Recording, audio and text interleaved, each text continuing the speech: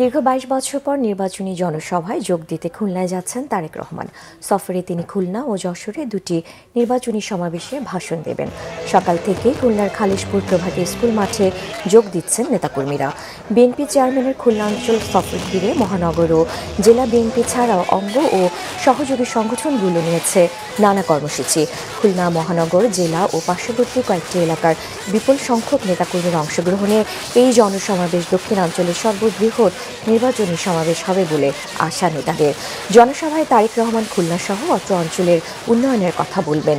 ২০০৪ সালে সবশেষ খুলনায় তৃণমূল বিএনপির প্রতিনিধি সম্মেলনে যোগ দিয়েছিলেন তারেক রহমান।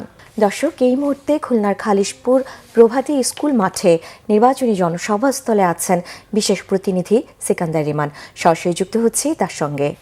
রেমান, তারেক রহমান কখন সমাবেশ স্থলে পৌঁছাবেন? নেতাকর্মীদের ভিড় কেমন দেখছেন?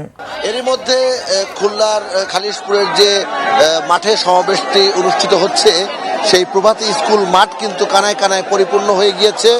আমরা লক্ষ্য করছি খুলনা বিভাগের যে আসনগুলো রয়েছে, এই আসনের বিভিন্ন জায়গা থেকে, বিভিন্ন আসন থেকে কিন্তু নেতাকর্মী সমর্থকরা তারা কিন্তু এসেছে এবং তারেক রহমানের বক্তব্য শোনার জন্য তারা অপেক্ষা করছেন। বেলা 12টার দিকে তারেক রহমান এই সভা মঞ্চে আসার কথা রয়েছে, যেটি বিএনপির পক্ষ থেকে আমাদেরকে জানানো হয়েছে, এবং তিনি দিক নির্দেশনামূলক বক্তব্য রাখবেন। যে বিষয়টি উল্লেখ করার মতো সেগুলো হচ্ছে, এটি শ্রমিক অধ্যুষিত এলাকায়। এর আগেও বলেছি, শ্রমিকরা কিন্তু সকাল থেকে যাদের সঙ্গে কথা বলেছি, নেতাকর্মী সমর্থক অনেক সাধারণ মানুষও কিন্তু এসেছে। শ্রমিকরা কিন্তু বলছে তারা তাদের কর্মসংস্থান, তাদের রুটি রুজির নিশ্চয়তার জন্য তারেক রহমানের কাছ থেকে সুনির্দিষ্ট পরিকল্পনা আশা করছে। যদিও বিএনপির পক্ষ থেকে এখানে যারা এই আজকের সভার আয়োজক এবং এই এলাকা থেকে যারা নির্বাচন করছে, তারা বলছেন যে বিএনপির যে 31 দফা, সেই দফাগুলোর মধ্যে কিন্তু শ্রমিকদের কর্মসংস্থান, শ্রমিকদের ভবিষ্যৎ কিভাবে উন্নতি করা যায় সে বিষয়ে সুনির্দিষ্ট পরিকল্পনা আছে। সেসব বিষয় নিয়ে তারেক রহমান আজকের এই সমাবেশে, খুলনা সমাবেশে কিন্তু বক্তব্য রাখবেন।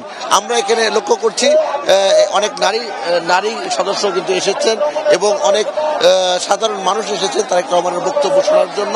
তারেক রহমান এখানে বক্তব্যের পাশাপাশি এখানকার যারা সংসদ সদস্য প্রার্থী, যারা ধানের শীষের প্রতীক নিয়ে নির্বাচন করছেন, তাদেরকে পরিচয় করিয়ে দেবেন জনগণের সাথে এবং ধানের শীষের পক্ষে ভোট চাইবেন। খুলনার এই জনসভার শেষে তারেক রহমান কিন্তু হেলিকপ্টার যোগে যশোরে যাবেন এবং সেখানে আরেকটি জনসভা রয়েছে। এই হচ্ছে আজকের দিনে তারেক রহমানের কর্মসূচি।